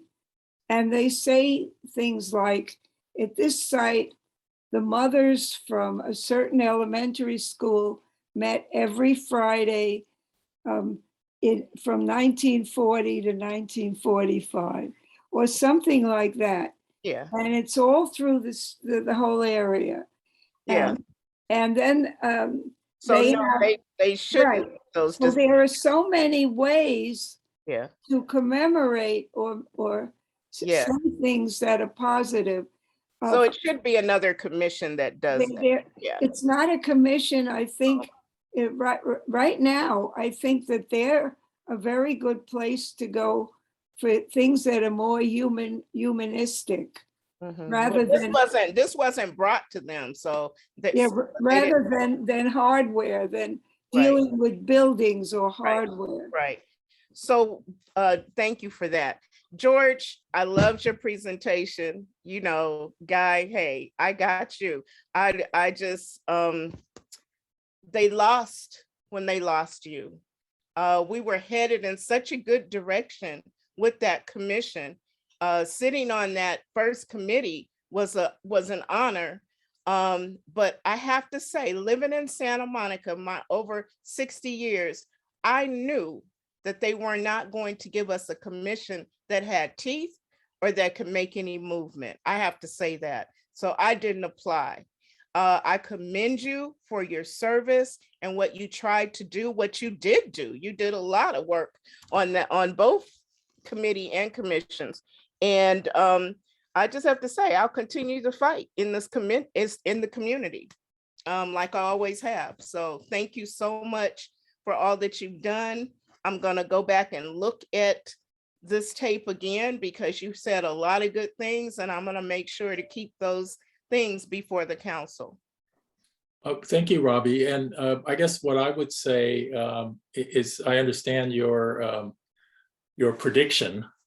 And I think what we all need to do is really study how these systems and structures work and the sources of power and where the leverage points are, and then figure out what to do about it. So, you know, the game is not over till it's over, right? Yes, it's called politics. Yeah. Thank you. I had a couple of questions for George. The first question is from Craig Ali. What would you say would be a good faith gesture to show a sense of seriousness in light police community relations based on your experience? I'm not sure I understand who's making the gesture, but you know, I think we need to find ways to have conversations with rank and file officers and as well as the leadership in the department. And it takes work, and that's why you have to do some of the things that Angela and Robbie have advocated over time, and that is having these deeper conversations, because you have to get past the superficial and the slogans and the deflection and the mistrust. And that takes, those are layers that have to be removed over multiple engagements. Thank you. And to piggyback on that question, Michelle Wittig had a similar question. She question and comment. The comment was, the deepest challenge in dialogue across difference is that each side believes that the other side is the one that needs to be educated. So don't we need each? The other side's horrible, aren't they? Just kidding. Yeah, don't we each need to be educated on why our opponents believe as they do in order to like meet in the middle or look for effective change? Yeah, I mean, I think we need professional help really in figuring out how to do it, because we all have the same human frailties, right? And our beliefs are deeply embedded. So again, I mean, Angela and Robbie, you're the ones that have been pushing this deep dialogue and engagement. We need to do that sort of thing. Agreed. You know, I piggyback on what Robbie says about missing you, you know, having worked side by side with you for a couple of years now. I just, you know, but our work continues. Well, yeah, I'm around. I'm not on the commission, but so we should keep talking, and there are things we can do. Yes, I agree. So I don't see any more questions, Angela. Do you? I see a lot of just comments. one more. I just Okay. have one more, and that's it. So Susan Lowmiller had asked, has CRJ received any response from the Landmarks Commission since submitting that letter? So that goes to us, Joanne, Janet, Robbie, Tara. Have we gotten any kind of response? And Dolly, do you know? Could you repeat When to get that? response? Could you repeat the beginning of your question? With respect to the letter that our housing committee Yes. Okay. with CRG, yes. Have you heard of any response that we should be getting? And Okay. have we received any response? I don't know that we have. Okay, I'm going to be very realistic and tell you that the Landmarks Commission is very legalistic. It has a city attorney, a deputy, who interprets our ordinance, which limits us a lot. And that limitation is often used to squelch things that could be done. I have to say that's my opinion. And I do all I can to try to change the culture. But I seem to be fewer and fewer people. So no, it's true. We need more of you to be interested in historic preservation and put your name, apply for the Landmarks Commission. You don't have to be an architect. You don't have to be a realtor. You just have to be someone who is interested in the cultural aspects of historic preservations, which means supporting culture and ethnicity and other things other than buildings. I need to ask Tara, because the copy I have of that letter that you read, Angela, has a blank where it says, please contact us at. Tara, do you remember what address we asked them to respond to? Yeah, I mean, we could talk about it in our committee, Ed, but I think it's whatever the one that you had given me. It's the- Committee it's for the- Racial Justice. It's the Gmail address, probably. The Gmail. I don't think so, but I'll have to double check that. I don't monitor it real closely. Well, I just want to say that when people want to reach out for us, they know how to get us.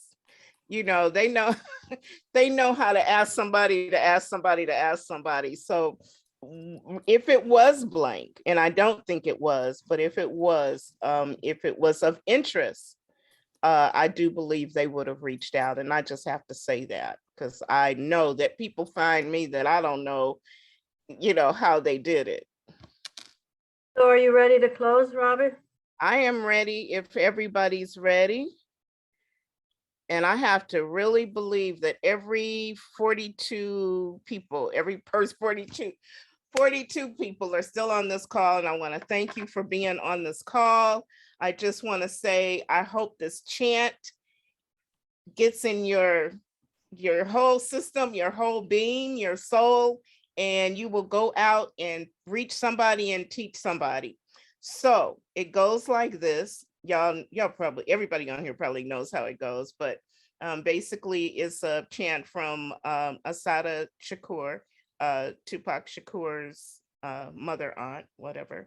And how does it go, Robbie?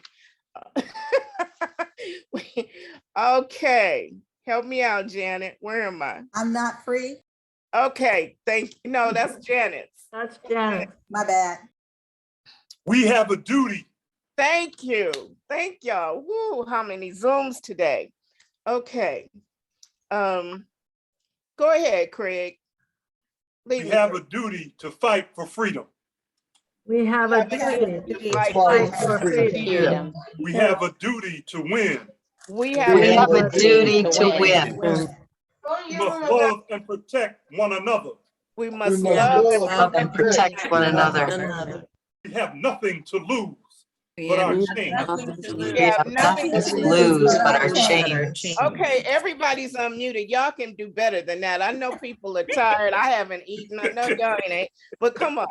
It is our Okay, duty. we have a duty to fight for freedom. We We have a have duty To fight for freedom. We have a duty to win. We have We a have a duty to win. To win. We must love and protect one another. We must love and protect one another. Have nothing to lose but our chains. We have We have nothing to lose but our chains. I believe y'all mean that. Thank you. Thank you. Ashe. Good night. Ashe. Ashe. Ashe.